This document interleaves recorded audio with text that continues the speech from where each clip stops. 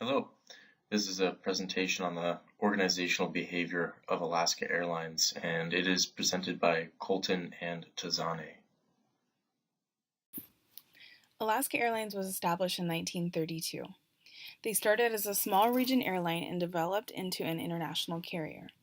Alaska Airlines has over 20,000 employees, and they're a major low-fare U.S. carrier airline. They carry more passengers between the state of Alaska and the lower 48 than any other airline. Horizon Air is a much smaller airline, founded in 1978, and grew rapidly. By 1986, the company's proven track record attracted the attention of larger airlines. In the end, Horizon was acquired by Seattle-based Alaska Air Group, Inc., a holding company that includes Alaska Airlines. Although still independently managed, both airlines have maintained a great partnership and combined. The airlines has 23,000 employees, 288 aircrafts, and they fly to 115 destinations throughout the United States, Canada, Mexico, and Costa Rica, serving more than 44 million guests. Nobody knows who exactly is on the tail of Alaska Airlines. All we know is that it is an Alaskan Eskimo.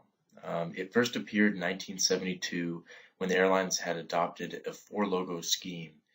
Attempting to cover the entire Alaskan identity, Alaska Airlines has a totem pole, or had a totem pole, gold miner, Russian spires, and an Eskimo painted evenly across the fleet. The introduction of the Eskimo marked a significant change in leadership, better financial oversight, and a new focus on operations and its customers. Brad Tilden, CEO, states that the Eskimo is the personification of who we are. Last year, aggressive competition from Southwest Airlines in California caused unit revenue declines and severe margin erosion at Alaska Air.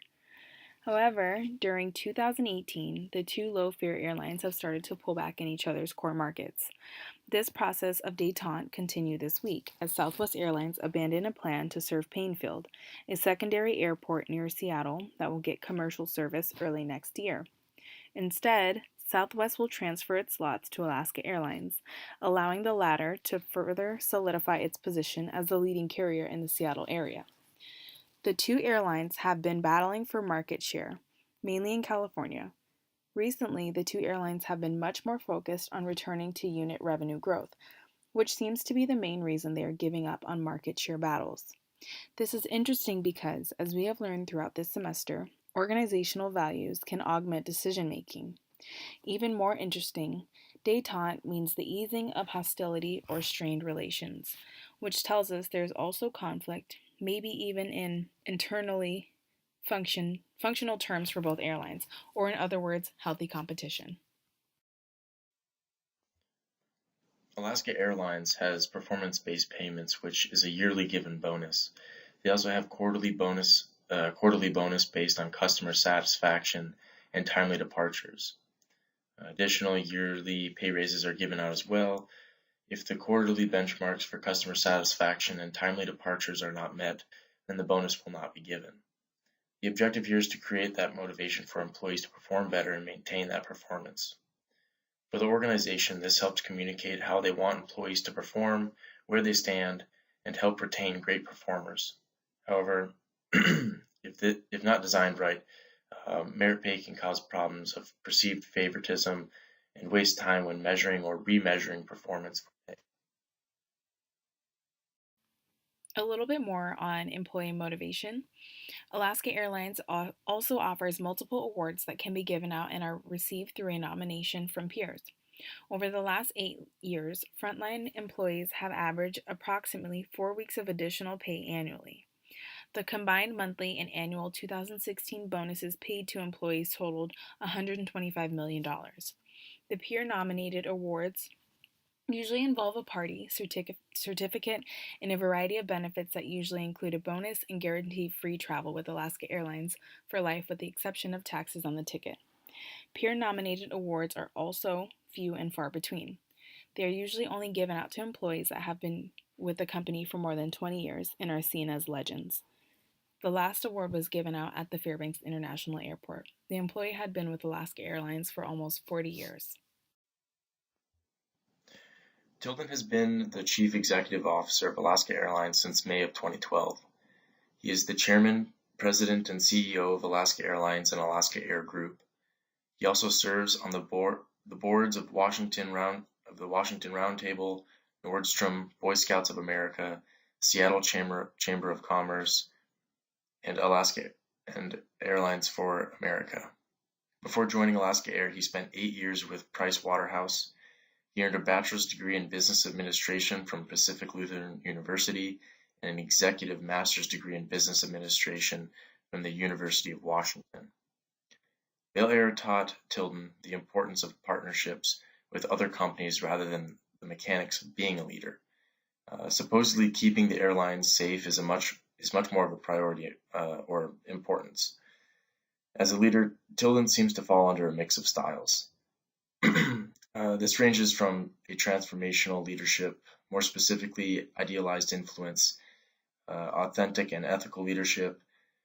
Then he tends to show vision and maintains the values and beliefs that he has. Tilden states that it is important his employees feel like the values of the organization are their own.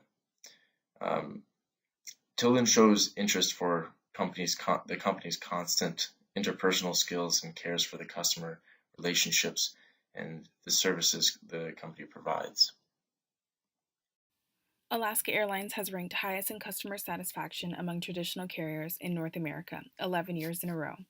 The combination of merit pay and quarterly bonuses has proven well for Alaska Airlines. It seems that the use of bonuses makes up for the limitations of merit pay when it comes to motivating employees. For example, one limitation of merit pay is that they are usually based on annual performance appraisals, leaving a large gap for employees to become unmotivated or only motivated during the last quarter. Alaska's use of quarterly bonuses seem to counteract this problem and provide a much more steady supply of performance and customer satisfaction. A couple pros to working for Alaska Airlines as an organization. Alaska Airlines has a 401k for their employees that match about 3 to 6%. Working alongside great people, Alaska Airlines takes pride in their recruitment process by selecting the very best people. They want to make sure they create the best experience for all of their customers.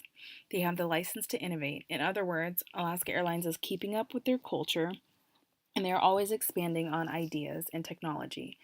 As recently, they created the Alaska Air app that is now compatible with the Apple Watch.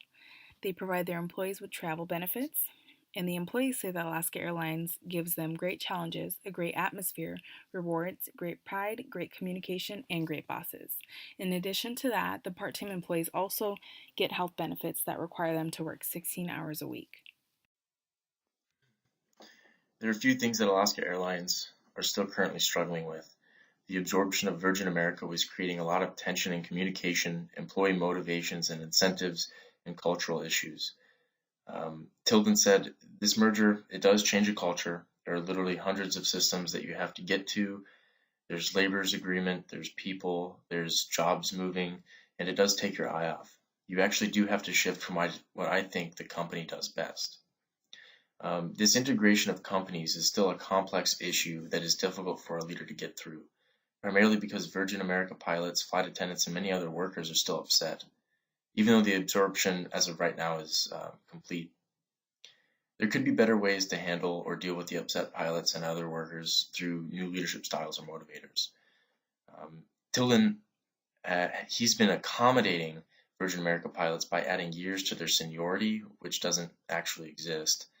But this allows them more benefits and things like flex time. However, through this accommodation, there's been a creation of dysfunctional conflict for the intragroup. Overall, we have concluded that Alaska Airlines functions well as an organization and handles conflict in a responsible manner. It is no wonder why they have great customer service and employee satisfaction. Alaska Airlines functions well as an organization and handles conflict in a responsible manner. It is no wonder why they have great customer service and employee satisfaction.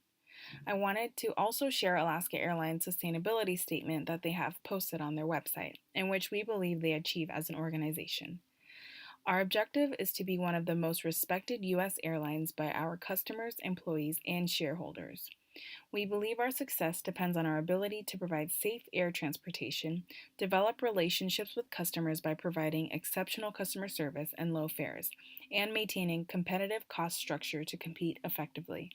It is important to us that we achieve our objective as a socially responsible company that values not just our performance, but also our people, our community, and our environment. This concludes our group project on Alaska Airlines. Thank you.